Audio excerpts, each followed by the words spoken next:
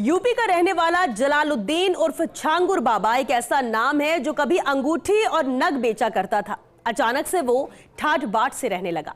हर कोई इसकी तरक्की से हैरान था। छांगुर बाबा को लेकर अब नए नए खुलासे हो रहे हैं।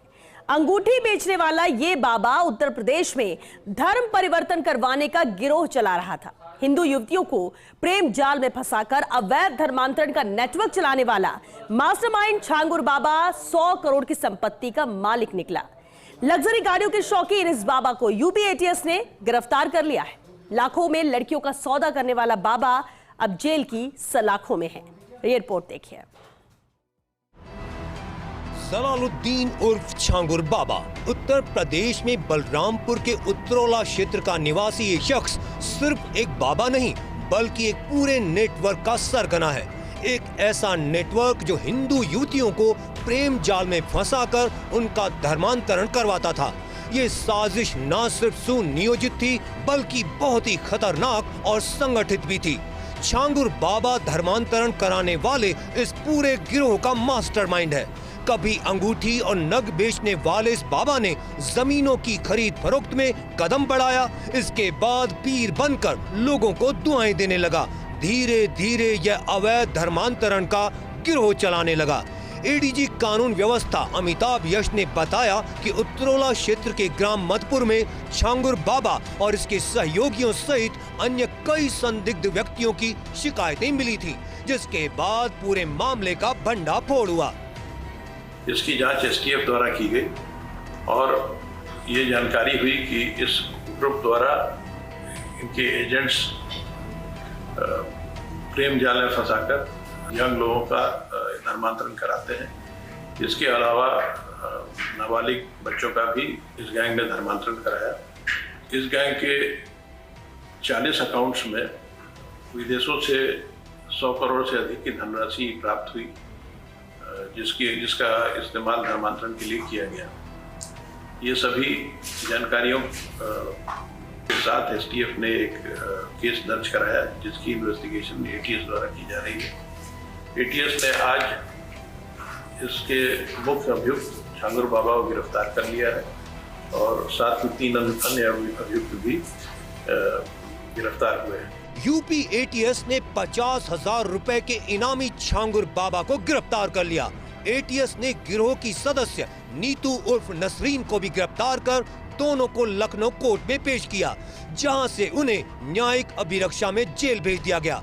इससे पहले 8 अप्रैल को छांगुर बाबा के बेटे महबूब और नवीन उर्फ जमालुद्दीन को गिरफ्तार किया गया था। संगठित रूप से अवैध धर्मांतरण कराने वाले इस गिरोह के अलग अलग संस्थाओं के नाम पर खुलवाए गए 40 बैंक खातों में विदेश से 100 करोड़ रुपए से अधिक की फंडिंग हुई है। विदेशी फंडिंग से करोड़ों रुपए की संपत्तियां जुटाने, शोरूम, आलीशान बंगला बनाने, लग्जरी गाड़ियां खरीदने का शौकीन बाबा खुद को पीर बाबा और सूफी हजरत बाबा जलालुद्दीन होने का दावा करता था। गिरोह के सदस्यों ने इस्लामिक देशों की 40 से अधिक यात्राएं भी की हैं।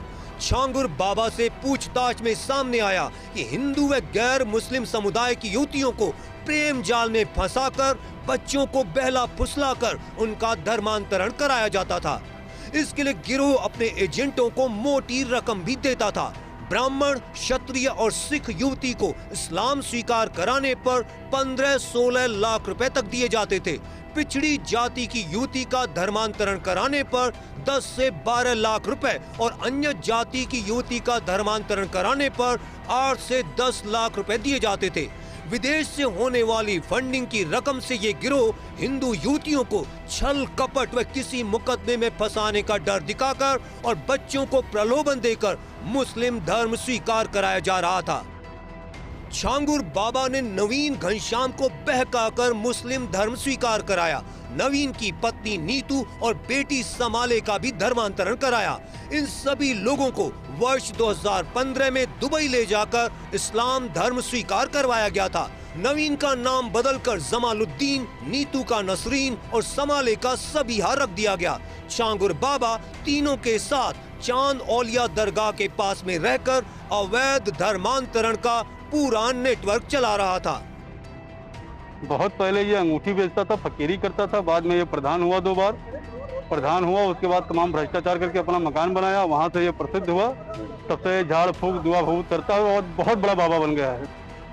अवैध धर्मांतरण का इतना बड़ा नेटवर्क चलाने वाले छांगुर बाबा की करतूतों की अनदेखी को लेकर प्रशासन की भूमिका भी सवालों के घेरे में है। सूत्रों के मुताबिक बाबा के पास करोड़ों की संपत्ति होने का फायदा प्रशासन के लोगों ने भी उठाया, जिससे कि उस पर कोई कार्रवाई नहीं हुई। वहीं विश्व हिंदू रक्षा परिषद के राष्ट्रीय अध्यक्ष और इस मामले के शिकायतकर्ता गोपाल राय ने छांगुर बाबा की गिरफ्तारी और इस गिरोह का खुलासा करने पर एटीएस सहित मुख्यमंत्री योगी आदित्यनाथ का आभार जताया। साथ ही अन्य मामलों में भी बाबा की संलिप्तता होने की आशंका जताई। बहुत बहुत बधाई माननीय मुख्यमंत्री जी को और हमारे एडीजी कानून व्यवस्था श्री अमिताभ यश जी को, जिन्होंने इतने जल्दी तत्परता से 24 घंटा भी नहीं बचा इतना बड़ा अपराधी जो हत्या, बलात्कार, ये आतंकी फंडिंग के साथ साथ महिलाओं का शोषण करना, रेप करना, धर्मांतरण कराना, 4000 हमारे लोगों को उसमें धर्मांतरण करके हिंदू से मुस्लिम बनाया था। तो ये सभी को हम लोग वापसी लाएंगे। पैसों के लालच और प्रेम जाल में फंसाकर अवैध धर्मांतरण गिरोह के तार यूपी के कई जिलों के साथ सीमा पार तक फैले हैं। यूपी एटीएस पूरे मामले की गहनता से जांच कर रही है और गिरोह के एक एक शख्स को पकड़कर सलाखों के पीछे डाल रही है। Bureau report, first India news. खबरों में बने रहने के लिए बेल आइकन दबाएं और फर्स्ट इंडिया न्यूज को सब्सक्राइब कीजिए।